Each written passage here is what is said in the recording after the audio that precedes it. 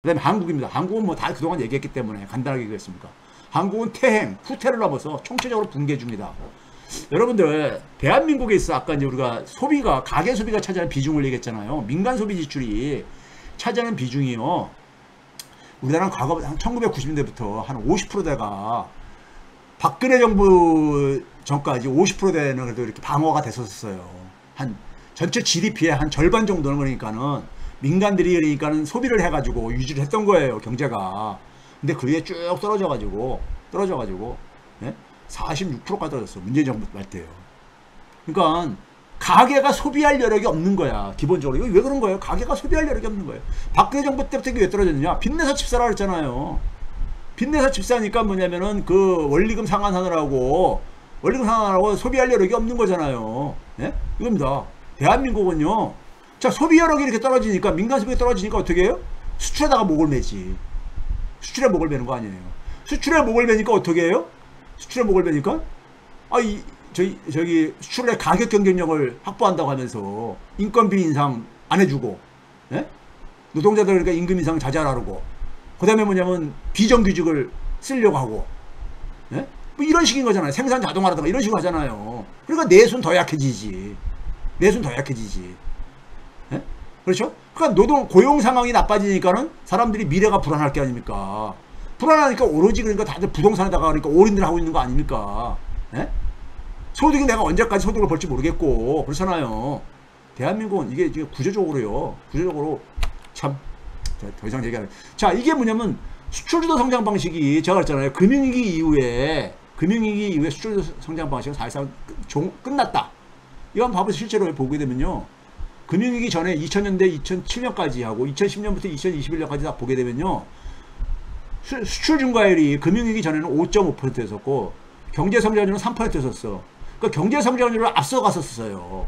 이게 소위 말해서 세계화의 결과물입니다. 세계화가 그래서 그걸 긍정적으로 얘기하는 사람들이 바로 이거 가지고 엄청나게 얘기했죠. 세계의 가장 커다란 시장인 미국과 중국도 봐보세요. 수출 증가율이 중국 같은 경우는 압도적이었었고요. 예, 이거 경제 사이즈가 작았었으니까 WTO에 가입하면서 그냥 폭발적으로 증가했죠. 예? 그리고 성장률이 그걸 비례해가지고 엄청나게 두 자릿수로 막 성장했잖아요. 근데 2010년 이후에 봐보세요. 세계 수출 증가율은 2.5% 연. 경제 성장률은 2.6%. 성장률을 밑으로 떨어진 거야. 그러니까 수출 증가율이 세계 교역 증가율이 반토막 이하로 떨어진 거예요. 반토막 이하로. 예? 미국도 마찬가지고 중국도 그렇고 이거 많이 떨어지잖아요.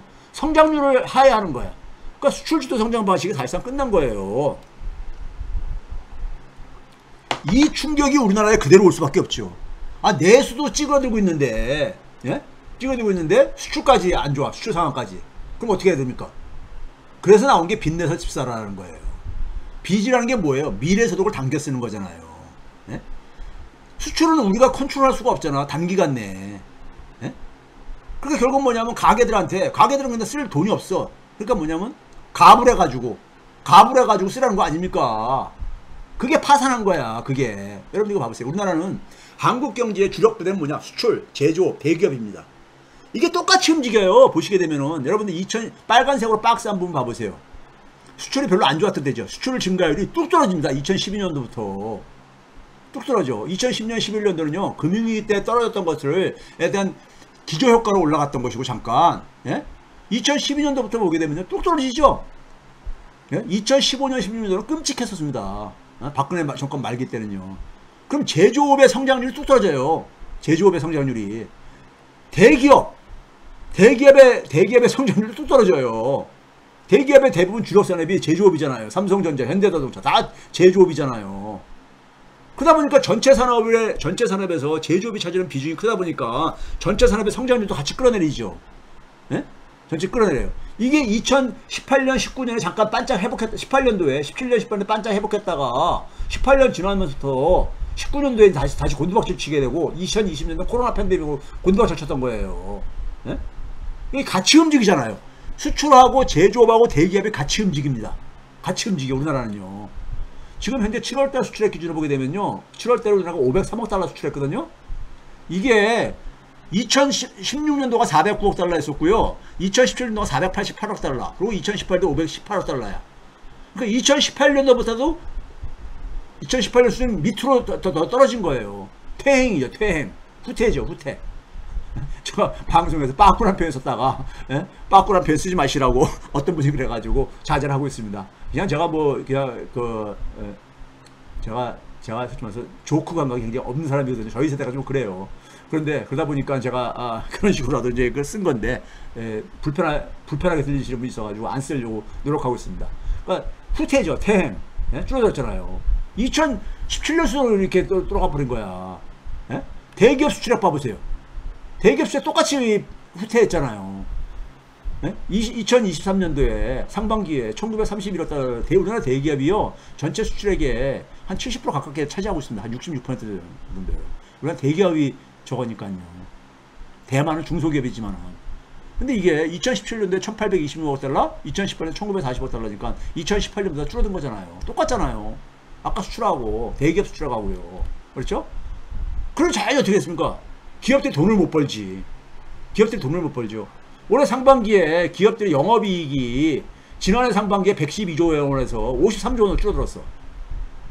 반토막도 더 줄어들었잖아요. 얼마가 줄어든 거예요? 59조 원, 한 60조 원 줄어든 거야. 영업이익이요. 60조 원 정도 줄어든 거야. 이 53조 원이 언제 수준이냐? 2015년보다 더 줄어든 거야. 2015년에 55조 원이었어요. 영업이익이. 기업들이 여러분들 예를 들어서 지금 가게들한테 2015년 월급으로 살아라고 한번 생각해 보세요. 2015년 소득으로 살아라고 한번 생각을 해보세요. 끔찍한 거 아니에요. 기업들은 지금 끔찍한 겁니다. 물론 삼성전자와 SKN에서 반도체가 있지만 그거 말고도 얘네들이 그러니까는 삼성전자하고 반도체 SK가 이 깎아먹은 돈이 한 40조 된다 하더라도 여전히 한 20조가 나머지 기업들도 다 줄어든 거예요. 그러니까 그런 점에서 우리나라 지금도 보게 되면 작년 같은 경우도 반도체 빼고 나면은 2018년도 수출액이 2011년보다 증가한 게 아니야. 더 줄어든 거야. 반도체 경기만 지금 가고 나머지는 지금 그러니까 최근에 지금 자동차가 좀 일부 좀 일시적으로 지금 저는 일시적으로 봐요. 그거를요. 하여간 그렇죠? 그래도 그게 당연히 그러니까 어디 나타나겠습니까? 가계소득의 충격으로 나타나죠. 2분기 가계소득 발표됐잖아요. 2분기입니다. 이것도 3분기가 아니라 6월달까지 4, 5, 6월달 한 4만원 줄어든 겁니까? 명목소득이 물가를 고려하지 않은 명목소득은 되게 안 줄어들어요. 명목소득은 왜? 우리가 임금 인상을 해주더라도 충분히 안 해줘서 불만인 거지. 그래도 줄지는 않잖아. 근데 명목소득이 4만원이 줄어든 거예요. 가계 평균 한 가구당 줄어든 거예요. 자, 근데 처분 가능 소득을 보면 더 많이 줄어들었어. 처분 가능 소득인 게 뭐예요? 세금 띄고 그러니까 자기가 그러니까 최종적으로 쓸 수 있는 소득인 거잖아요. 우리 월급 받게 되면 거기서 세금도 띄게 되고 그다음에 건강보험료도 띄고 뭐 이런 거 띄고 자기한테 들어오는 돈 있잖아요. 이게 처분 가능 소득이잖아요. 물가를 상승을 고려하지 않은 명목 처분 가능 소득이 11만 2천 원이 줄어들었어요. 미치겠지. 늘어도 시원찮은데 지금 물가가 지금 계속 고공행진하고 앉았는데 통계청에서 발표하는 물가가 체감이 안 되잖아요. 저도 와이프랑 장 보러 가니까 돼지갈비도 참 끔찍하게 많이 올랐더라고요. 자, 명목 처분 가능 소득이 11만 2천 원 줄어들었어. 우리 사람들이 미치고 팔딱 뛰는 거죠. 장 보러 가면은 물가는 엄청 올랐는데 내가 쓸 수 있는 돈이 그러니까는 이렇게 줄어들었으니 실질 물가 상승을 고려하게 되면 22만 원 정도 줄어든 거야. 그러니까 가게들이 참 진짜 너무 힘들죠. 1년 전 대비해서 가계 실질 소득이 전 계층이 다 줄어들었어. 전체 계층이 다 줄어들었어요. 평균 18만 원이지만 전체 계층 다 줄어들었어. 이 변화율이고요. 근데 가계소득이 2020년 이전으로 돌아간 거야. 2020년도에 우리나라 가계소득이 실질 가계소득이 433만 5천 원이었습니다. 근데 올해는 431만 7천 원 더 줄어든 거예요. 그러니까 모든 게 다 줄어들고 있는 거예요.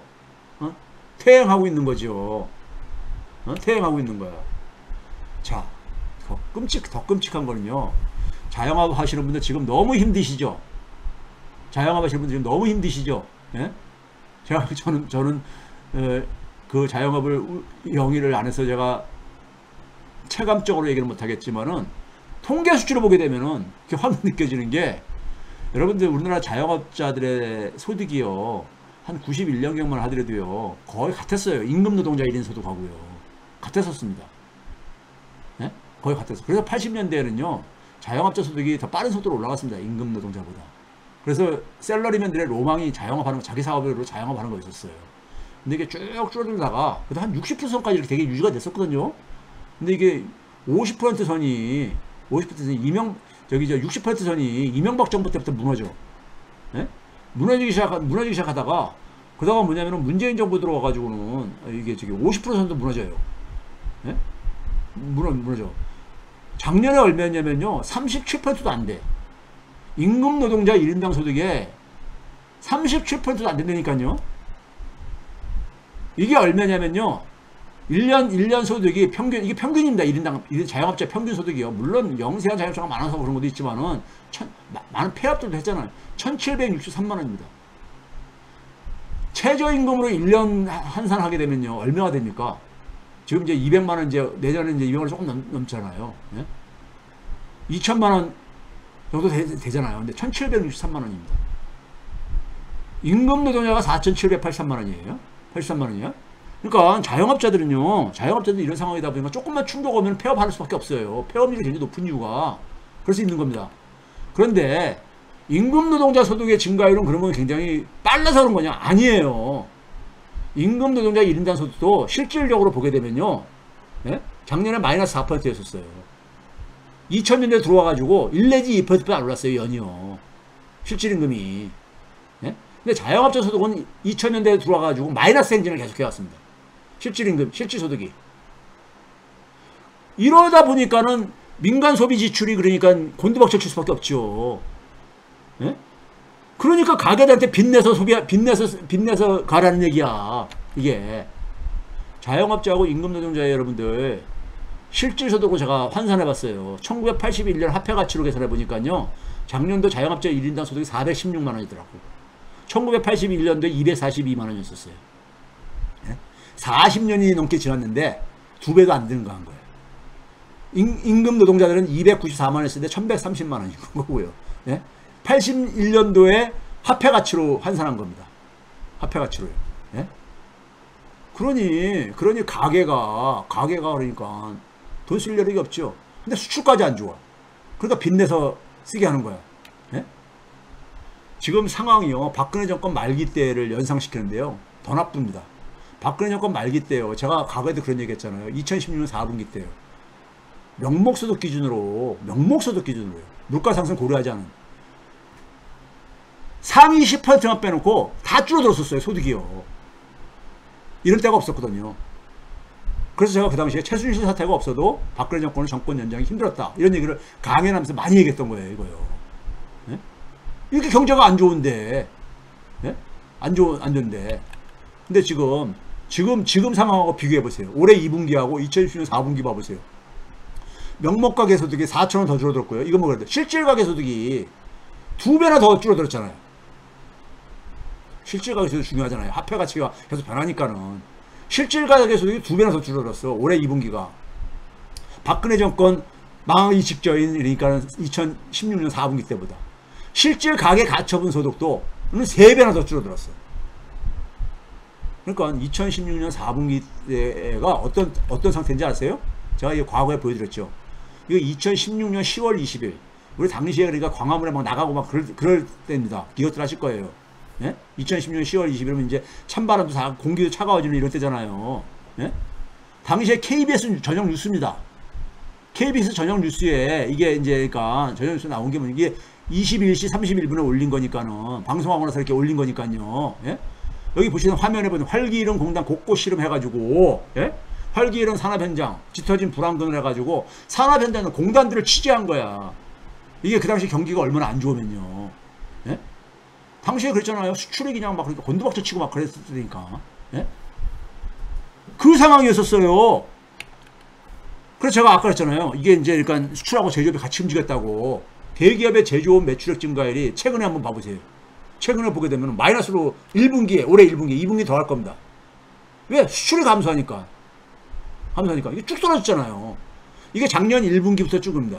2분기까지 이게 상승이 20%대까지 올라가다가 왜 수출이 잘 나갔거든. 그러다가 이제 곤두박질 치기 시작한 4분기부터. 예? 한 20% 증가하다가 4분기에 그러니까는 2.5%로 증가하고 올해 1분기에는 마이너스 2%로 곤두박질 쳤으니까요. 예? 그러니까 기업들이 돈을 못 벌지. 예? 자, 2016년에 또 어떤 게 있었는지 아세요? 건설, 이게 SBS 뉴스입니다. SBS 뉴스요. 언제 거냐?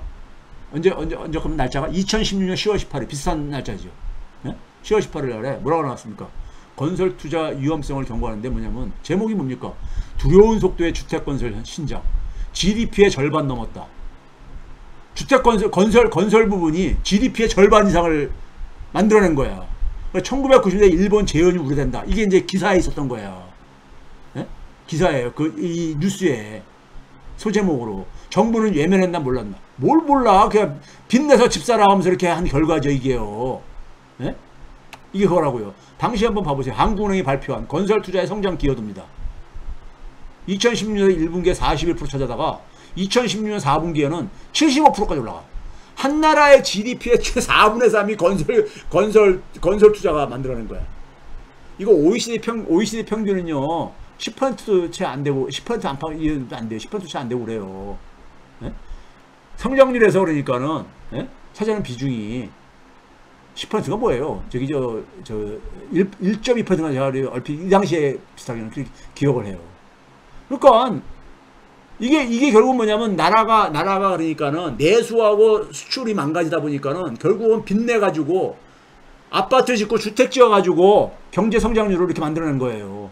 근데 올해 1분기, 2분기에 성장률이 지금 어떻습니까? 수출 곤두박질 치고 정부가 성장률 깎아먹고 앉아있고 더군다나. 예? 그런 상황 속에 그러다 보니까 가계 소득이 이렇게 마이너스 행진을 하죠. 한국은행 총재라는 사람은 참 요새 보게 되면요 한가한 소리를 하고 앉았더라고요. 자기들이 물가 관리 잘했대. 참 물가 관리 잘했대. 나 진짜 그 양반 보면은 왜 저렇게 됐는가? 왜 저렇게 됐는가? 예? 그 양반 기자들하고 얘기하는 걸 굉장히 좋아해. 자기가 뭐 자랑할 거 있으면 그냥 참지 못하시는 것 같아. 근데 제가 한국은행은요 스스로 좀비가 돼버렸습니다. 한국은행 존재 가치 있습니까? 한국은행 금리 올릴 거라고 기대하는 사람 있어요? 한국은행 금리 못 내립니다 당분간. 예? 모르죠? 또 이제 정권이 이제 압력이면은. 예? 자, 금리를 2021년 8월 때부터 금리 올렸어요. 그때부터 해가지고 올해 최근 6월 달까지 통화량이 얼마나 더 풀렸냐? 318조 원이 더 증가했어요. 올해 상반기만 60조 원이 증가했습니다. 올해 6개월 동안만요. 예? 가계한테 얼마나 갔냐? 281조가 증가했어요. 통화량이. 올해 상반기에만 85조 원이 갔고요. 그러니까 왜 그러겠어요? 빚내서 집 사게 하는 거잖아요. 예? 빚내서 집 사게 하는 거예요. 박근혜 정권 말기 때는 뭐가 틀려? 그러면서 무슨 딜해버리지 뭐 앞으로 줄어들 거래. 예? 절대 가계 채무액은 여전히 증가하고 있다니까요. 지금도요. 단지 뭐냐면은 분모에 해당되지는 GDP가 지난 1년부터 올해까지 지난해하고 올해 물가 상승률이 굉장히 높았잖아요. 그러면 소위 경상성장률 명목 GDP는 일시적으로 잠깐 올라가져요. 그것도 다른 나라에 비하면 굉장히 적게 올라갔어. 그게 좀 끌어내린 거야. 예? 비중으로 가니까는. 근데 그건 시간 지나면서 사라지잖아요. 예? 올해 1월 금리 인상 종료 이후부터 6월까지만 해도 주택담보대출이 한 20조 원이 증가한 거 아닙니까? 그러면서 무슨 딜레버리징이야? 아니 이번 있잖아요. 이번 그냥 학자로 그냥 가만히 남아있지. 왜 들어가가지고 스스로 좀비가 됐어요. 한국은행은 하는 일 뭐가 있어요? 1월달부터 계속 금리 동결. 예? 이것뿐이 하는 게 뭐가 있냐고 금통위원들이. 한국은행의 존재 가치가 있습니까? 시장에서 뻔히 하는데 쟤네들 금리 못 올려. 예? 쟤네들 금리 그렇다고 쉽게 내리죠. 말로만 그냥 계속하지. 말로만 딜레버리징 하고 말로만 그러니까 무슨 뭐 물가 잡았다고 얘기를 하고 앉았지. 지금 인플레이션을 내려온 것은 다 유가 작년도에 비하가 유가가 떨어진 효과잖아요. 그러니까 연말 되더라도 3% 별로 안 내려갈 거다. 예? 근원 소비자 물가가 캐나다보다 더 높잖아요. 예? 캐나다하고 비슷하게 캐나다가 훨씬 더 높았었거든요.